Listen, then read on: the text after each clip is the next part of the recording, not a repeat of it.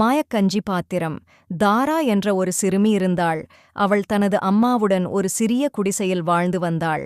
அவர்கள் மிகவும் ஏழைகள். வீட்டில் உணவு மிகவும் குறைவு. ஒருநாள் தாரா காடுக்குள் சென்றாள். அப்போது அவளுக்கு ஒரு முதிய பெண் சந்தித்தாள்.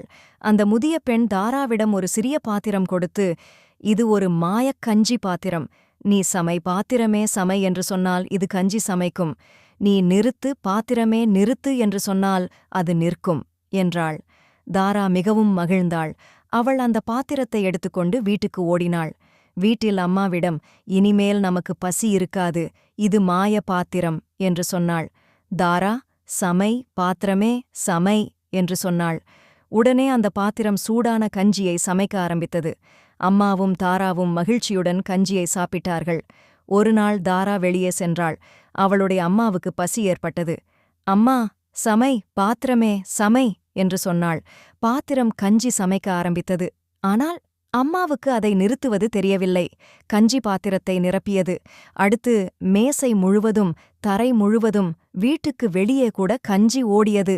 முழு தெருவும் கஞ்சியால் நிரம்பியது. மக்கள் ஆச்சரியப்பட்டார்கள். அப்போது தாரா வீட்டிற்கு வந்தாள்.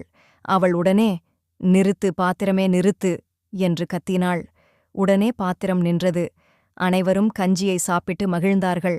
அந்த நாளிலிருந்து தாராவும் அவளுடைய அம்மாவும் எப்போதும் பசியின்றி வாழ்ந்தார்கள். நீதிக் கருத்து: மந்திரம் இருந்தாலும் அதை புத்திசாலித்தனமாக பயன்படுத்த வேண்டும்.